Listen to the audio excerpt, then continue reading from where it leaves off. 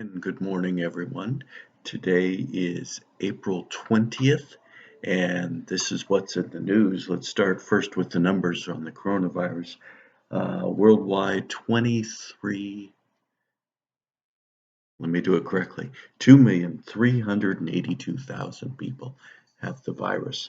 In the United States, the latest counts are 770,000 people with the virus. In the state of Texas, almost 19,000 people have it. Here in Abilene, there's 144 people with it. In terms of deaths, worldwide, 166,000 people have died directly attributable to the virus. In the United States, 41,114 is the latest number. 41,000 people have died in the last 7 weeks because of this virus. That's a lot. State of Texas, 477 people is the latest count. That'll be updated at noontime today. And here in Abilene, 2 people have died of the virus. Okay, so let's get on to parts of it. Other things. The average number of deaths in the United States in the last 9 years because of the flu has been about 37,000. And we crossed that threshold with this virus this past weekend. So a lot of people say this is just nothing more than the flu. The reality is that in this course of a year, on average, the flu kills about 37,000 people. This virus has already, in 6 weeks, 7 weeks, killed more than that. It's killed 41,000. Okay, you can't help but notice that there was protests all over the United States. Big one here in Austin. People saying we need to get back to work. We need to open the economy. They were also endorsing Donald Trump. Some of them protesters were not wearing masks. Some were not keeping their social distance. They were violating the basic rules that exist in regards to how to interact in terms of the life in this time of the coronavirus. But they had a point that the economy needs to open up. And this is something that we've discussed so far. It's a big issue. The president has talked about it. And what we're seeing is a conflict between the business people and the public health people. And the public health people say this is still a big threat to people. And until we do things correctly, which means adequate testing, you trace your contacts, you isolate those who are sick, you have everybody have masks, and you have hospitals with enough equipment. Until you do those 4 things, you really can't open it up. And the president's guidelines all refer to those things. And then the president and various people are saying, we have those things. But the economists are saying, we've got to get the country working again. We've got to get the country working again. And so there's a thrust of where we are today. Okay. Those who say, we got to get back, even if it's not safe. And the other half, public health people say, it's not safe. Don't go back. Okay. Congress and the president are working on a stimulus package for this year. And this will be the 4th phase of the stimulus package. And what they're talking about, it looks like, is 250 billion for small businesses, 75 billion for hospitals, 25 billion for testing, for a total of 350 billion dollars. It's going to happen. The only question is when. Both sides are still arguing. The Democrats want to include money for state and local governments because they're in the process of laying off people. Here in the city of Abilene, the city manager announced that people are going to get laid off. They're getting furloughed. He's talking about, I think it was 64 workers in the city of Abilene are getting laid off. And so they're going to need help. But the Republicans are saying, let's take it one step at a time. And eventually we'll get to state and local governments. So it's really just a question of timing rather than a question of what do we need to do.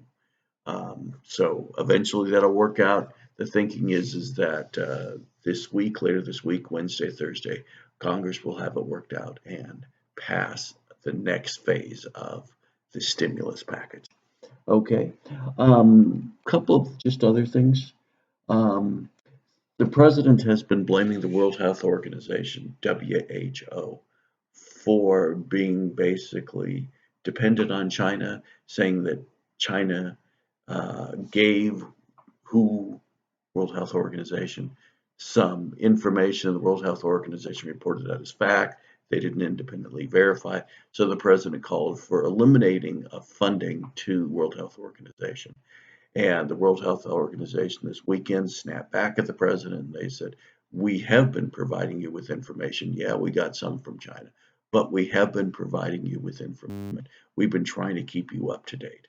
And as an example of that, they mentioned the fact that there are 17 employees of the Department of Health and Human Services. 16 of them work for the CDC that are all working at the World Health Organization. And they were reporting back to the Trump administration. So the World Health Organization is saying, we told you everything we got. You had the information. So the blame is not on the World Health Organization for doing its job. The blame for this pandemic is the Trump administration not taking advantage of the information that was there. Okay. There's a question.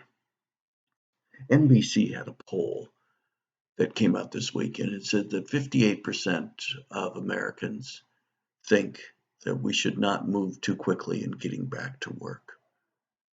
And only 32% said that we're taking too long to get back to work. And the question is very simple. Are people scared of going back to work, going back to school, going back to life because of the virus? I mean, here's a question for all of you out there. If McMurray said, okay, we're coming back to school together next week, how many of you would actually show up? How many of you would be scared of your teacher, your classmates, your roommate? Okay, because we know that anywhere between 25 and 50% of the people who have this virus have no symptoms. So how many of us really feel comfortable going back? And that is, the government's going to open all these things, but are we really going to want to step back and go back to normal life? And that's something that nobody knows until it happens. So today, state of Texas is taking the first step back. State of Texas is opening its state parks. You might have seen that Florida over the weekend opened up some of its beaches. Well, Texas now has taken the next step and it's opening its state parks. So you can go to them, you have to wear face coverings, you have to be in groups of no more than 5, and you have to maintain that 6 feet of distance between people. Okay. Also, the state of Texas, and this is all from the governor, he ordered it this week. The governor said that starting this coming Friday, we'll be able to go to retail stores, but it'll be retail to go, where we'll call ahead or order online to get stuff, and then they will bring it out to us. We won't be able to go in and browse around, but it's a step back. And we're going to see what happens. We're going to see how this all develops, if the number of cases goes up or not. Just so you know, the number of cases of the coronavirus in the state of Texas have increased 4% between Saturday and Sunday. Okay, so we're still on a climb. Okay, that climb is probably more like that than that, but we're still climbing upward. Okay, and again, how good are we at testing? The state of Texas has tested 169,000 people. Okay, I'm sorry, as of Sunday, 182,710 people. Remember, we're a state with 28 million people, and we have tested 182,000. We got a long way to go to get people tested. Okay, all right. Um, Let me just share this last thing with you, and this is about restaurants. Restaurants are a huge part of the economy, and they have just taken it on the nose. I'm sure some of you who work in restaurants like to go out to eat. You know this really well, especially those of you in restaurants. Restaurant sales are greater than the airline industry, the railroad industry, and spectator sports. They're an important part of this economy, and they have been forced to shut down. So, as a consequence, they are asking for help. What the restaurant owners are saying is that 8 million people have been laid off nationwide who worked in restaurants. And $30 billion was lost in revenue in restaurants in the month of March. And they anticipate, because remember, at the beginning of March, things were open. They anticipate in April it'll be $50 billion in revenue lost in the month of April. So they are really hurting. And so what they're asking for is help from the government. They're saying the small business loan that the government is giving is not enough for most restaurants. And so they're asking for their own special package. Okay, I'm going to stop there now and hope everybody is safe and taking care of themselves. I'll be back on Wednesday.